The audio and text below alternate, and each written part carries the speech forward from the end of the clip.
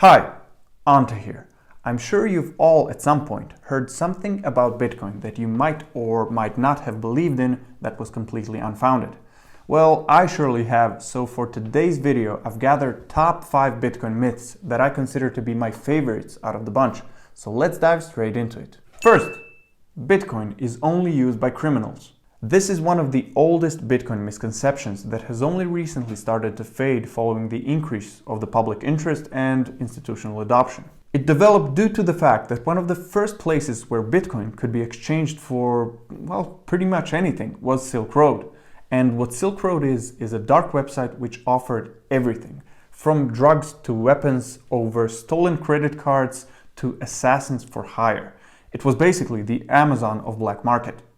The site itself was launched in 2011 and was run pretty successfully by Ross Ulbricht for over 2.5 years. So successfully, in fact, that FBI was working night and day trying to locate the one mysterious Dread Pirate Roberts, which was Ross's pseudonym at the time, for months and months without any result. And that, in part, is because he used Tor for all his communication. And Tor is an open source software that makes it more difficult to trace users' activity online. Ross managed to dodge the long arm of the law all the way until October of 2013, when he was finally arrested in a San Francisco library, after which he got sentenced to a double life sentence plus 40 years for running the site.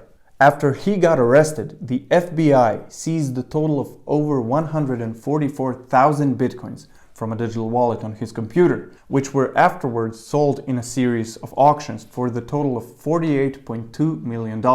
Because of the extensive media coverage and public attention, the trial eventually brought Bitcoin negative connotations. But how much of it all is justified? Well, definitely not a lot, since the medium of exchange shouldn't be to blame for illicit activities themselves. And even if that could be the case, then the US dollar should have been banned a long time ago, since most of the crime is already fueled by cash, and the US dollar in particular. Which brings me to the second myth, which is Bitcoin is completely private and anonymous. This is, unfortunately for all the people out there who use Bitcoin to score some, not true. Although Bitcoin had been used for criminal transactions in the past, all of those are still laid out on the blockchain for everybody to see. As I've mentioned many times on this channel, the blockchain contains every single transaction ever made on the network. And even though we're not required to go through the KYC process or know your customer in order to use the system, there are ways to link the addresses to actual owners. So to all the would-be incognito criminals, tough luck. There are some cryptocurrencies that provide private transactions, and those are called privacy coins. The largest ones being Monero, Zcash, and Dash. So if you need their assistance, give them a go. Myth number 3, Bitcoin mining is a waste of energy. That one couldn't be further from the truth. Contrary to the popular belief, Bitcoin doesn't just waste precious energy and certainly is not a threat to all living beings on the face of the planet. While it is true that Bitcoin's energy expenditures are large, that energy is used to provide us all with security. The more computing power the network has, the more secure it becomes, because that would mean that a potential attacker would need even more hash rate to overpower the existing miners and do damage to the ecosystem. And I imagine we all want a secure payment system and/or store of value. Another important fact is that a majority of Bitcoin miners use some form of renewable energy sources, which could in the long run be beneficial to the development of even more efficient energy sources, as stated by Dan Held in one of his presentations from a few years ago. And not to mention all the energy waste of the current banking system.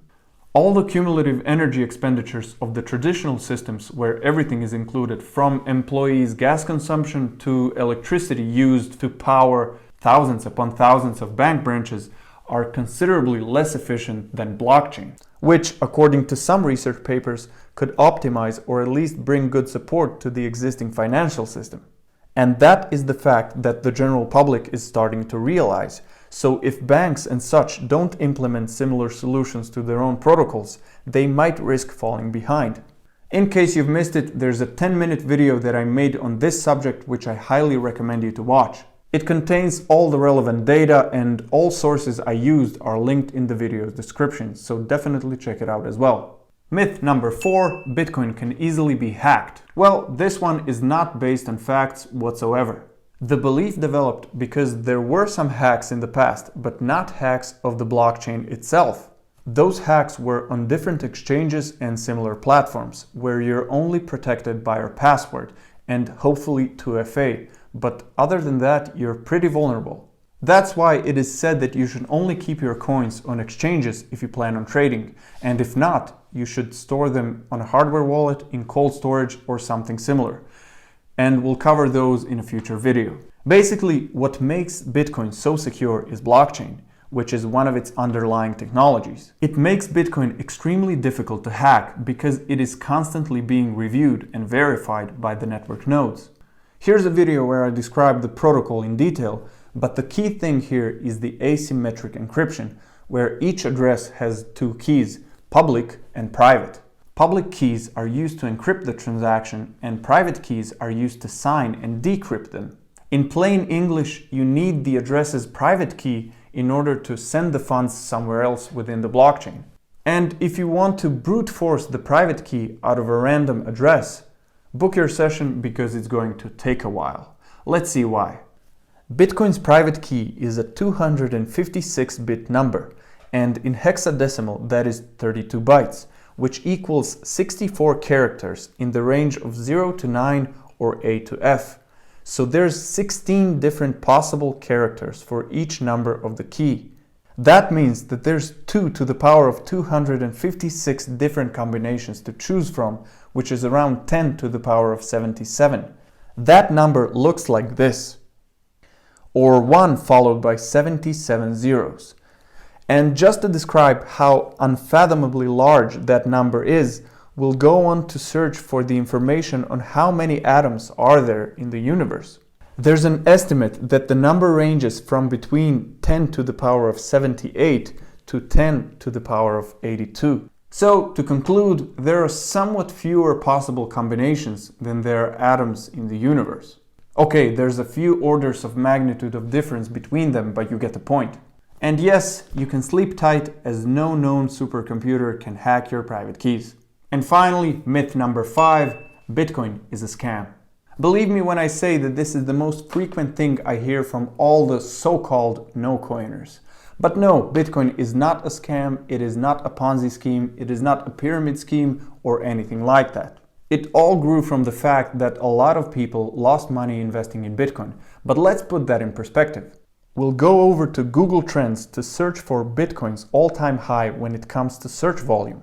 Obviously, it was in December of 2017, right around the time Bitcoin reached the all-time high price-wise in the last market cycle.